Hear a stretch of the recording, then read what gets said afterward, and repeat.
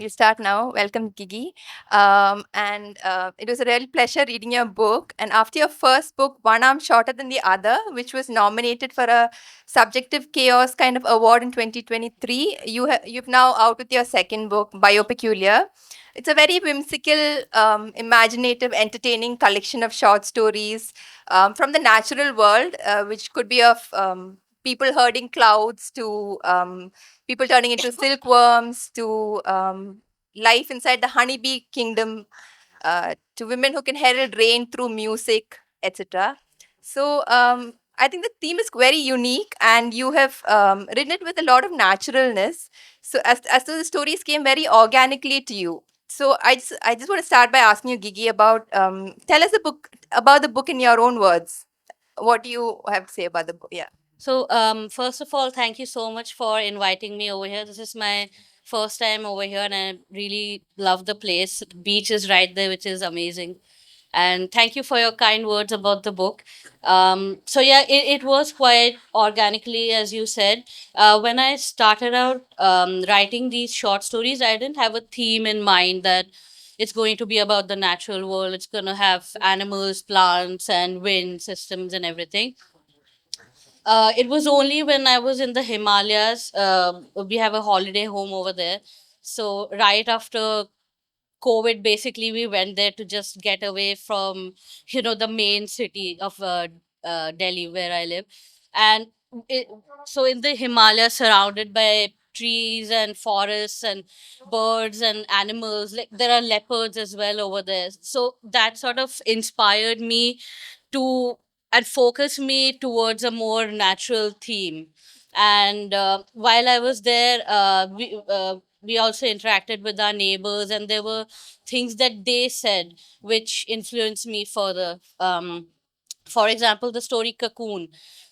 So that came about because one of our neighbors used to work with the Silk Board, uh, uh, uh, like the government of India, and she was telling us about how when they grow silkworms, how they sort of try to escape their not caged, but like their barriers, and I just felt really sad for them that this is their entire life basically, that they're basically being boiled alive to create a product.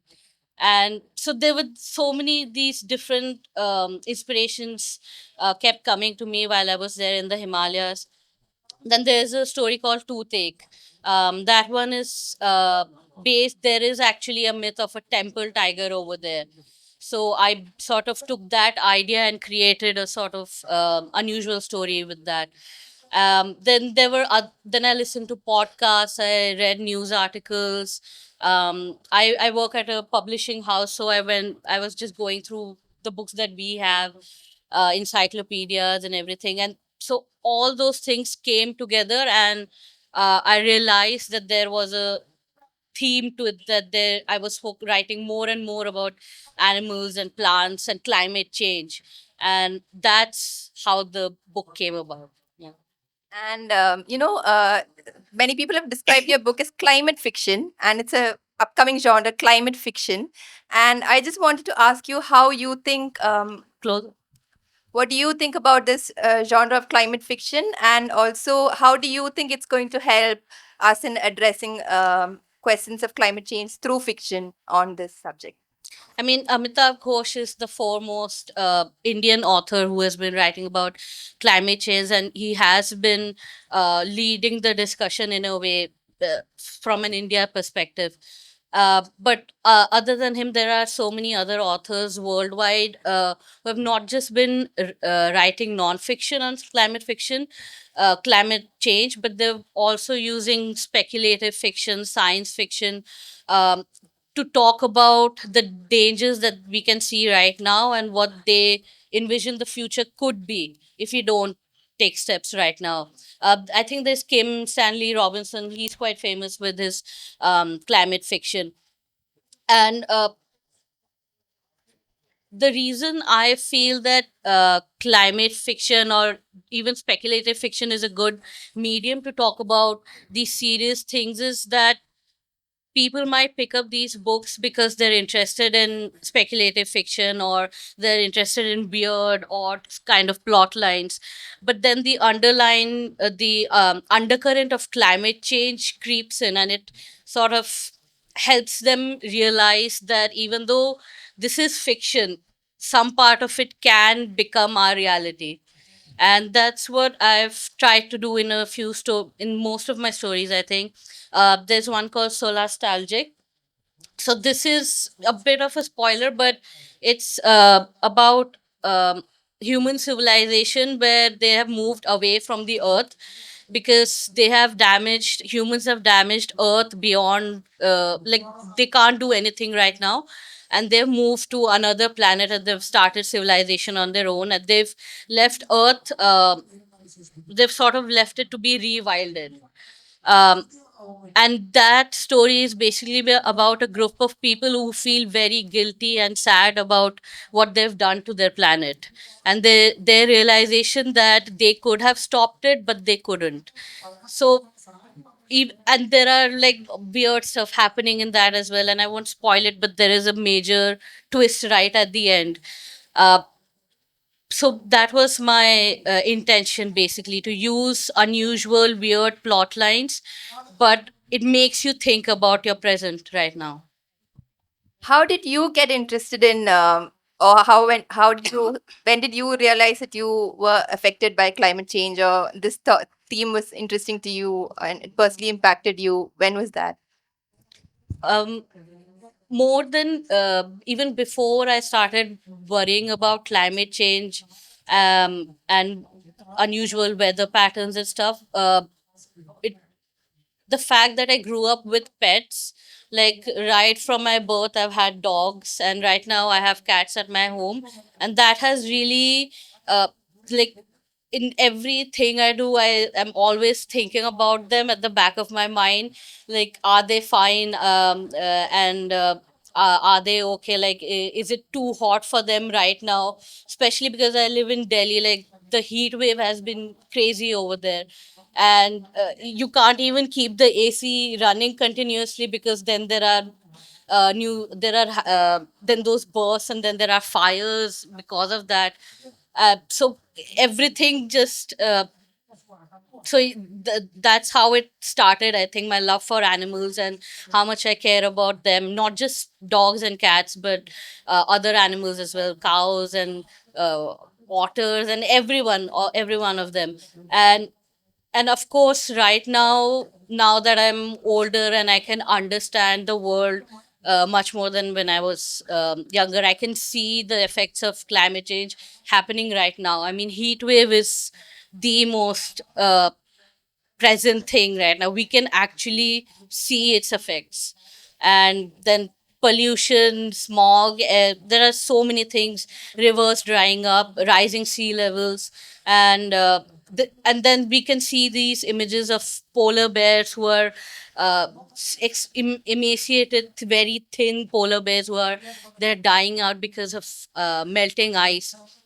So everything, all the dangers, all the issues are right in front of us. So yeah, basically it started with love for animals, and right now that is what worries me. Yeah. So you said you have pets and you love animals, and so how did you anthropomorphize these animals in your stories? For example, how did you give them words, feelings? Do you imagine that how they talk to you, or do you imagine conversations between them, or was it challenging to write dialogues between animals? And how did you imagine that into being? I mean, I've lived with pets, so I've obviously had imaginary conversations with them. And now that I live with cats, they're a bit more vocal than dogs. I think, like, they can actually hold conversations in a way. Like, you'll ask them a question and they'll give a reply. And so that has always been there with me. So I didn't really find it extremely challenging to come up with dialogues between animals. But yeah, I did have to research a bit to make sure that uh, whatever they were saying made sense in the context of their existence. For example, the story Corvid Inspector, which deals with crows and magpies and different sorts of birds in the crow family. I did a bit of research on their behaviors and uh, what sort of things they eat and everything. For example, the main character in Corvid Inspector, he's a raven called Bram. And I basically wanted to write a very cliche detective story, where the detective is an addict, he has a traumatic past, and but he's still solving a crime. And I tried to uh, do a bit of research into mm, sort of transferring that addict traumatic past thing in the context of a crow's life. And I've read up that crows do this thing called anting, where they basically rub their wings and body against ants, and it sort of gives they also clean their wings via that, but they also sort of gives them a bit of high. So I realized this is such an interesting thing, how I can transfer this human aspect into a crow's world. So yeah, there were these. So obviously, the main thing was that I was comfortable with the dialogues, but yeah, I did do research just to understand the behavior of the animals and how that would make sense in the Were story. there any other interesting things you found out during your research about animals Um, behavior or yeah. Uh, that's actually the most fun I had writing the book was doing the research part. For example, the story called Hats and Other Coverings, which is towards the end of the book. It's based under the ocean and like on the surface of the ocean. And it's about dolphins and argonauts and killer whales and hermit crabs and them sort of creating different versions of hats and coverings out of weird things. And everything that I've mentioned in the story is an actual fact. Killer whales, they have been spotted with like salmons on top of their bodies, and no one knows why they ever did that. They're just animals can be extremely weird. And then with the point that I've mentioned of the about the Argonauts, they do a sort of catch hold of jellyfish and sort of ride around with the jellyfish like that. So yeah, those were the most weirdest things that I learned about the animal kingdom, and I was really happy that I came across such weird things. and this is something I'm very interested in because I'm a journalist also, and you were also a journalist, and you transitioned into writing. How did you do that? Was it very difficult, and how do you compare journalism with writing? So when I was working as a journalist, I was in the features department of the newspaper. So I used to cover music, concerts, book reviews, food reviews, all sorts of things within features. And the thing that I loved most about feature writing was that I had the freedom to create a story out of it. With news articles, you have to be very clear that the first paragraph has to tell you about what has happened, and then you can give quotes from different people and you can explain it and expand it further. But with feature writing, you do have the freedom to treat it as a story. You can start with a quote, you can describe a certain situation, you can do anything, and then you can gradually build the story. And the ending has to be something that is conclusive, obviously, because it's an article, but it also has to be something that sort of leaves an impression in your mind. And I think because I started out as a features journalist, that really helped me in writing short stories. So while I was working as a journalist, I sort of suddenly had the idea of going on a solo trip, because I think everyone has that idea in their 20s. So I decided I'll go to Scotland and Ireland because I'd done my master's in English from IGNO, and most of the British writers that had been covered in the syllabus, I realized that half of them were Irish. And I really loved their writing, and more than the theme of their stories, I like the writing style of these writers. So that's how I decided upon Ireland, and I thought I'll go to Scotland as well.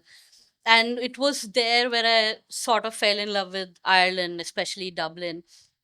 And I realized that I have to stay here for a short while. I have to not learn writing, but sort of imbibe and sort of immerse myself in that sort of an atmosphere.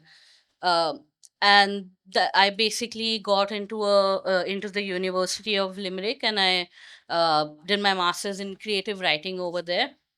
And the good thing about that place was that even though it was a very general kind of a creative writing course, it wasn't specific to speculative fiction. There were very all the professors who were authors on their own, obviously, but they were all very open to the kind of things that we were writing. Like, one of them did tell me that I'm not, like, he himself was not interested in speculative fiction, but he still loved my writing. Like, he liked the fact that I had these weird and unusual ideas. So the encouragement that I got over there, that really helped me uh, to start my journey as a fiction writer. And it was there in Ireland when I wrote my first book, One Arm Shorter Than the Other. It's a novella, but so the first half is short stories and the second half is a longer story. And I set it in Old Delhi because I thought that would give me a really good atmosphere for the story. And so, yeah, it started from there.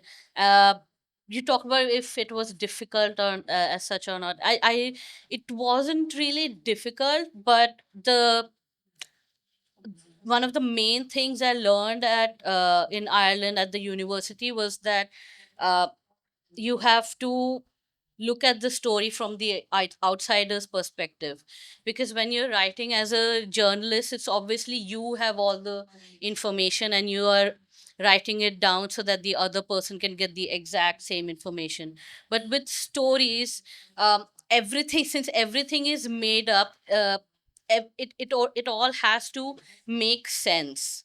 If the motivation of the character is not making sense, then the story will not make sense. There has to be some sort of a logic. um the story can be set in another planet, but there has to be some rules or some logic in that universe so that the story makes sense. So that's what I learned over there, that I have to get outside my own head and look from an outsider's perspective to see if it's all making sense. So yeah, that was it. And what do you aim with your writing? For example, we were having a earlier session with Preeti Shenoy, and she said what she wants most from her books is for her readers to get into the characters, into the lives of the characters. She wants them to be invested in the characters. So, what do you want from your readers? As a reader myself, I'll say that what I look for in books is escapism. I think most of us are basically looking to escape our what we consider boring or ordinary lives into a world which is unusual, or is somewhere in the past, or it's happening in the future. And so that is my, I think, my main aim with my writing is that whoever whoever is reading is able to escape into a in my sort of dream world that I've created, or this they're able to enjoy what I've written more than anything. That they should have fun with what I've written. That is my main aim. And if they're having fun, they will enjoy the characters, the stories, and the starting, the ending, everything. So I was also thinking about your book. It's written in a very light-hearted way. You don't feel like it's dealing with a heavy topic like climate change. You deal with it very subtly. So it entertains as much as it informs. So that is just an observation and not a question. But your next book, you say, is on AI and consciousness. Everybody is talking about artificial intelligence, all the talk in the town, and it's a cliched question, but do you think AI will replace writing? And also, can you tell us a little bit about your next book? I don't think AI will replace writing. I don't. I mean, people will probably try, and obviously, ChatGPT is right here. People are using it everywhere, Have but you tried I it? Sorry? Have you tried writing through ChatGPT? Even I have, yeah, because at office, like they tell you that you should look towards the future and everything. But I don't think it's ever going to replace writing or fiction or non-fiction or anything like that. I think it's more of a crutch or something that can sort of maybe assist you or something like that.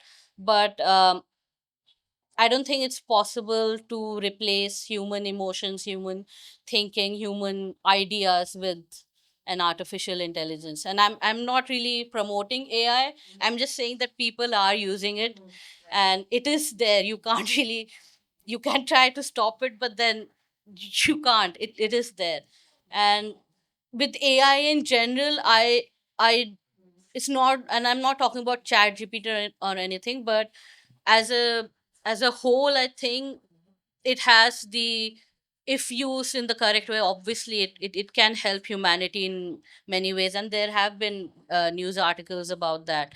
um, so yeah, I don't think it can ever replace human emotions and everything. There will be, I'm sure people will try using chat gpt or anything to write a book, and it might seem like a novelty initially, but then the new thing will just wear off. Because if it's the same AI writing different kind of things, there it'll be the same kind of writing style, or the framework will be the same. With human beings writing, the main novelty is that it's a completely different person writing a completely different thing, and they have their own experiences and their own wishes and dreams and fears which reflect in their writing. But obviously an AI will not have those things, so there will be no soul in it. And if there's no soul, then obviously that kind of a writing will not be able to, it won't sustain. Yeah, so any other question? Why did you choose to write on AI next? So I that I wanted to write about AI in the way that I just described, that it would sort of assist people and it would help in the future of humanity, in the next step of mankind's evolution. But AI itself is not the next step, it will sort of help us. And that's what I'm exploring in my book. And there are characters in my book who are using AI. They're not using AI as in something has been created by an AI, and they are sort of the human checks for it. So what I'm trying to say is that no matter how much of it you use, um, you will you there is need for a human intervention. Yeah. You have a lot of your stories are set in the future. So, what do you envision to be the future of humanity, and how are we going to get there? um Like you have stories of people going out, create into another planet, and Hmm. now we have Musk talking about people Yeah. colonizing Mars. And so, how do you envision with climate change and everything? How is the future of? How do you envision the future going to be like? As it is right now, I don't think it seems like a very positive outlook. um I would really hope that things do get better, but as things stand right now, I don't really have a very positive view of the future. And of course, humans will find different ways to survive, and they will build different kinds of settlements, maybe on Earth, on the moon, on satellites, and on Mars or anywhere. But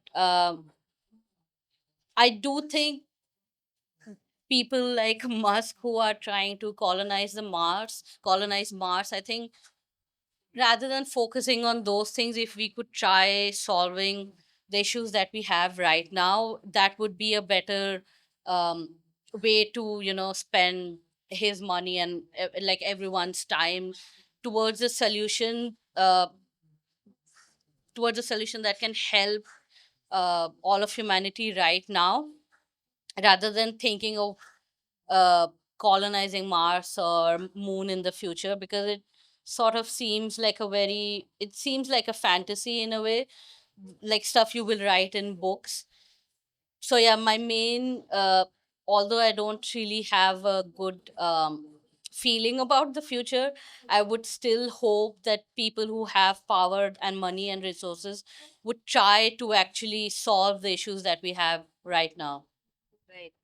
And also, you have written about people summoning rain through their singing voice, and about old men who go to die by herding clouds. It's all speculative fiction, but you've written about all that. So it's all people with superpowers in a way. So if you were to have a superpower, what would it be and why? I'd like to have two superpowers if I have the choice. The first one would be to be able to understand my pets, obviously, because I would love it if, you know, our conversations actually made sense. And secondly, of course, the ability to just travel anywhere on this planet. So yeah, these two things. That's something that I'd like. You like traveling? Yeah, Okay.